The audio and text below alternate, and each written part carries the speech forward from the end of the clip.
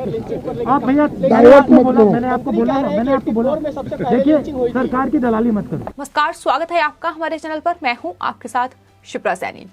मोदी सरकार संसद में एक के बाद एक तमाम महत्वपूर्ण विधेयक पेश कर रही है। आपको बता दें, चुनाव कानून संशोधन विधेयक 2021 लोकसभा के बाद अब राज्यसभा से भी पारित हो चुका है और अब जल्द ही ये जो विधेयक है कानून बन जाएगा। वोटर आईडी कार्ड को आधार कार्ड से लिंक कराया जाएगा।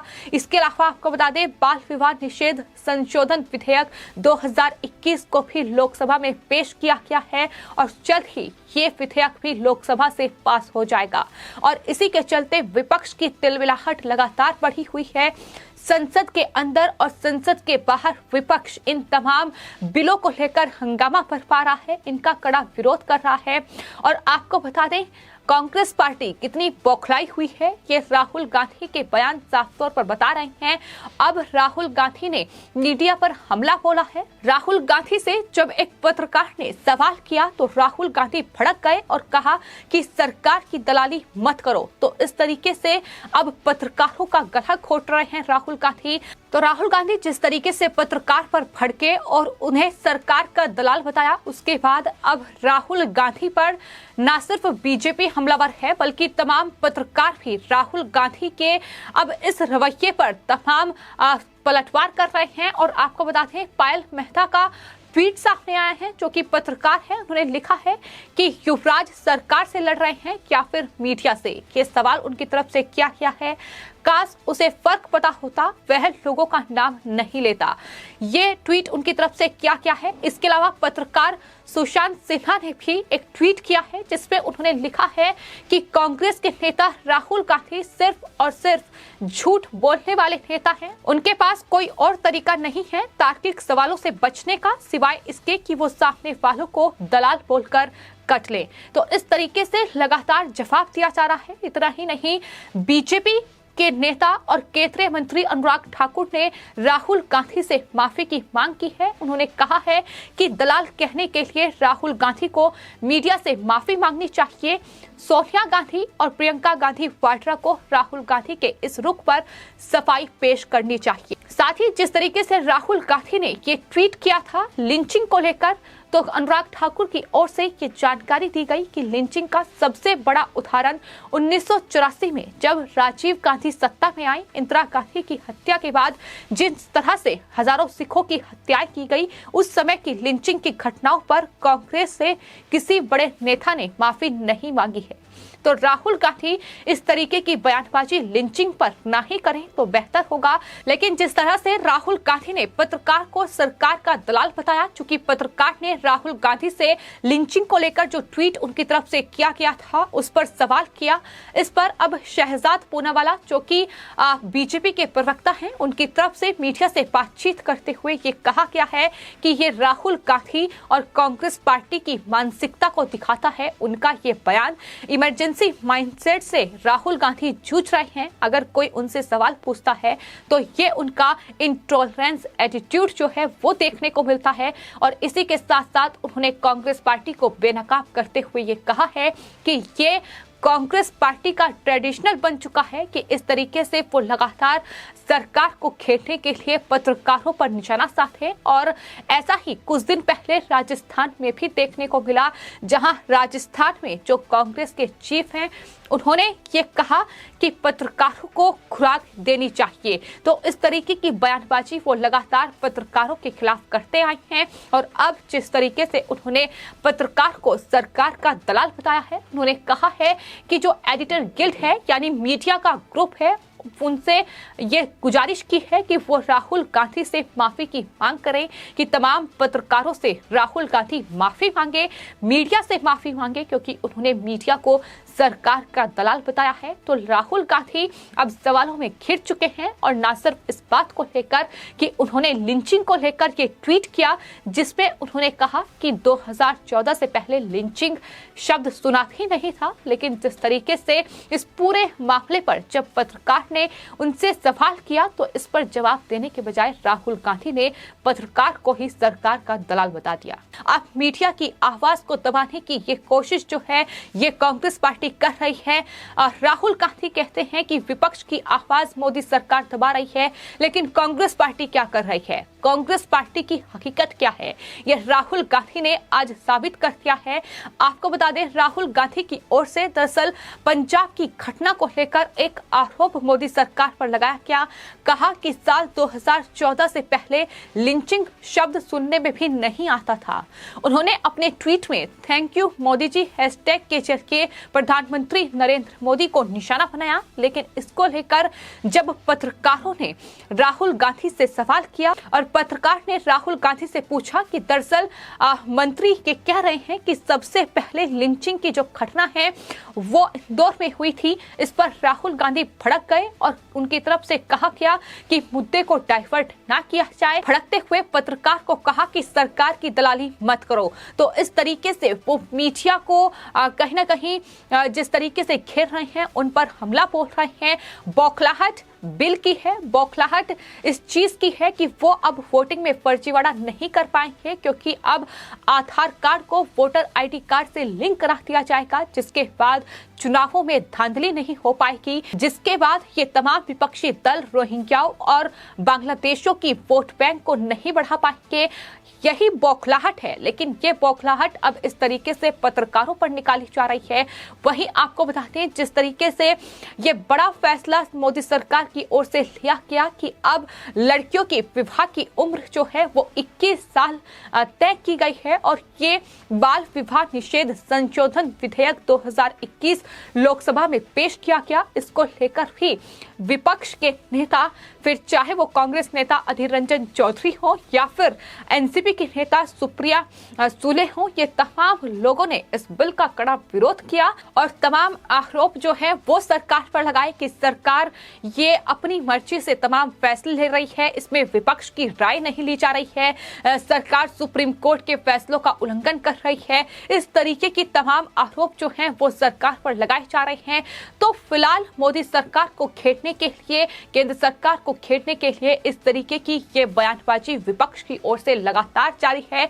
लेकिन जिस तरीके से राहुल गांधी पंजाब की घटना को पूरी तरीके से सियासत करने की उस पर कोशिश कर रहे हैं, उसे भुनाने की कोशिश कर रहे हैं, और राहुल गांधी की तरफ से ये ट्वीट किया गया है कि 2014 से पहले लिंचिंग शब्द सुनने में भी नहीं आता था। लेकिन राहुल गांधी को ये याद दिलाया जा रहा है कि 1984 में हजारों सिखों को जो मारा गया, हिंदुओं का जो कत्ल हुआ, वो लिंचिंग ही थी। इतना ही नहीं, 1990 में लाखों कश्मीरी हिंदुओं को मारा गया, वो भी लिंचिंग ही थी। इसके अलावा लोग ये भी कह रहे हैं कि 1947 में जो लाखों हिंदुओं का कत्ल हुआ, वो भी लिंचिंग ही थी। और ये राहुल गांधी को जरूर याद रखना चाहिए कि भले ही उस वक्त लिंचिंग शब्द का इस्तेमाल ना किया गया हो, लेकिन 1984 में जो सिखों का नरसंहार हुआ, जिस तरीके से सिखों को मारा गया, वो लिंचिंग ही थी। तो राहुल गांधी ये सरकार को घेरने के लिए इस तरीके के ट्वीट ना करें, इस तरीके से मीडिया पर हमलावर ना हो, इस तरीके से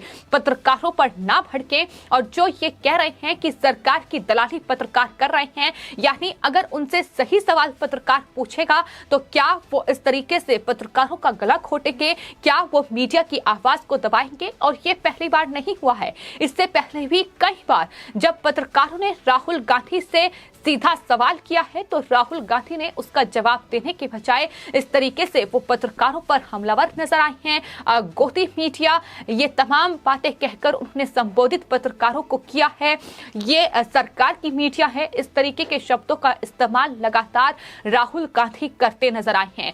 तो फिलहाल जो सरकार की ओर से संसद के शीतकालीन सत्र में तमाम महत्वपूर्ण विधेयक जो पेश किए जा रहे हैं, साफ तौर पर सरकार का ये कहना है कि फिर चाहे वो चुनावों में पारदर्शिता लाने की बात हो या फिर जहां युवाओं के लिए भी ये फैसला लिया गया है कि जो युवा पूरे एक साल में रजिस्ट्रेशन नहीं करा पाते थे और उसके चलते वो वोट नहीं डाल सकते थे, अब वो साल में 4 बार रजिस्ट्रेशन करा पाएंगे। ये भी चुनाव कानून संशोधन विधेयक में तय किया गया है, क्योंकि चुनाव आयोग की ओर से ही ये तमाम सिफारिशें की गई थी ताकि इस फर्जीवाड़े पर रोक लगाई जाए, ताकि एक एक शख्स के पास, जिसके पास 2-2 वोटर आईडी कार्ड हैं, उन पर शिकंजा कसा जाए। और यही तमाम कोशिशें थी सरकार की, जिसके चलते ये जो विधेयक है ये लोकसभा में पेश किया गया और लोकसभा के बाद अब राज्यसभा में पेश किया गया है।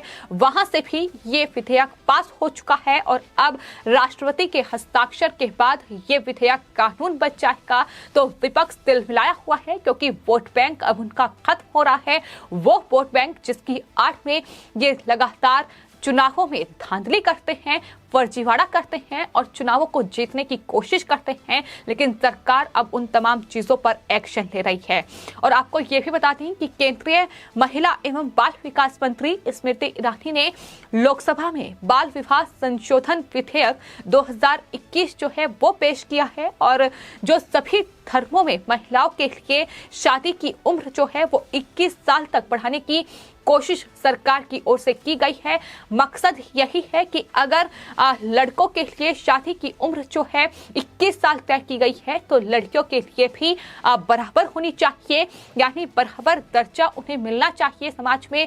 और सरकार की ओर से ये 2 टूक कहा गया है कि महिलाओं को सशक्त बनाने के लिए सरकार ने ये फैसला लिया है। फिलहाल ये बिल लोकसभा में पेश कर दिया गया है और जाहिर तौर पर लोकसभा में ये बिल आसानी से पास भी हो जाएगा, क्योंकि सरकार के पास सदन में बहुमत है। तो ऐसे में इस बिल में कोई भी रोड़ा नहीं अटकेगा, ये तय है। और कल ये लोकसभा से पारित हो जाएगा तो विपक्ष तिलमिलाया हुआ है। और जब लोकसभा में केंद्रीय मंत्री स्मृति ईरानी की ओर से ये विधेयक पेश किया गया तो उस दौरान कांग्रेस सांसद अधीर रंजन चौधरी ने कहा कि इस मामले को केवल एक पूरक सूची में शामिल किया गया था और सरकार ने बिना उचित परामर्श के जल्दबाजी में ये विधेयक पेश किया है। उन्होंने एक बार फिर ये मांग की है कि विधेयक को स्थायी समिति के पास भेजा जाए। इतना ही नहीं, टीएमसी के सांसद सौगत रॉय और आरएसपी सांसद एनके प्रेमचंदन ने भी इसको लेकर आपत्ति जाहिर की है। इसके अलावा AIMIM के जो अध्यक्ष हैं असुद्दीन ओवैसी, वो लगातार अल्पसंख्यकों को लेकर वो ताल ठोक रहे हैं। वो कह रहे हैं कि ये अल्पसंख्यकों के साथ अन्याय है और उनकी तरफ से कहा गया है कि ये विधेयक अनुच्छेद 19 का उल्लंघन है। अगर कोई 18 साल की उम्र में वोट डाल सकता है तो कोई व्यक्ति शादी क्यों नहीं कर सकता। साथ ही उन्होंने कहा कि पॉक्सो एक्ट के तहत 18 साल की उम्र सेक्स के लिए सहमति की उम्र है और शादी की उम्र बढ़ाना अनुचित है। तो इस तरीके से दलीलें देकर कहीं ना कहीं सरकार के इस बिल का विरोध ये तमाम विपक्षी पार्टियां जता रही हैं। इनकी मानसिकता भी नजर आ रही है कि आखिर इस तरीके के बयान देकर ये किस तरीके की मानसिकता ये रखते हैं। क्या ये लड़कियों को आगे बढ़ने नहीं देना चाहते हैं? क्या ये नहीं चाहते हैं कि लड़कियां सशक्त बने, लड़कियां अपनी मर्जी से शादी करें, अपनी मर्जी से नौकरी करें? या क्या ये लोग लड़कियों को बढ़ने देना नहीं चाहते हैं? ये सवाल लगातार इस विपक्ष के विरोध के बाद इन तमाम पार्टियों के नेताओं पर खड़े हो रहे हैं। और इसमें सिर्फ यही लोग नहीं हैं, बल्कि महिला सांसद भी शामिल हैं। विपक्ष की महिला सांसद भी अब सरकार के इस बिल का विरोध कर रही हैं, जिसमें सुप्रिया सुले है और उन्होंने कहा है कि ये दूसरी या तीसरी बार है जब वो आक्रामक रूप से बिल लाए हैं, अपनी मर्जी से बिल लाए हैं, विपक्ष की सलाह नहीं ली गई है और इस प्रथा की वो निंदा करती हैं। इस तरीके की बात उनकी तरफ से कही जा रही है। लेकिन केंद्रीय मंत्री स्मृति ईरानी की ओर से ये साफ तौर पर कहा गया है कि शादी की उम्र सभी धर्मों में एक समान होनी चाहिए और विधेयक को महिलाओं को समान अधिकार देने और उन्हें सशक्त बनाने के लिए एक ऐतिहासिक कदम है। प्रधानमंत्री नरेंद्र मोदी ने इलाहाबाद पहुंचकर वहां भी इस बिल का जिक्र किया। उन्होंने बताया कि किस तरीके से महिलाओं को ये बिल सशक्त बनाएगा। तो महिलाओं के लिए लगातार मोदी सरकार फैसले ले रही है, फिर चाहे वो 3 तलाक का फैसला हो जो कि मुस्लिम महिलाओं के लिए सरकार ने किया, उस पर भी असुद्दीन ओवैसी और तमाम विपक्ष की बौखलाहट देखने को मिली और यही कुछ इस तरीके से अब 21 उम्र जो तय की गई है शादी की लड़कियों के लिए, उस पर भी यही तिलमिलाहट, यही बौखलाहट देखने को मिल रही है।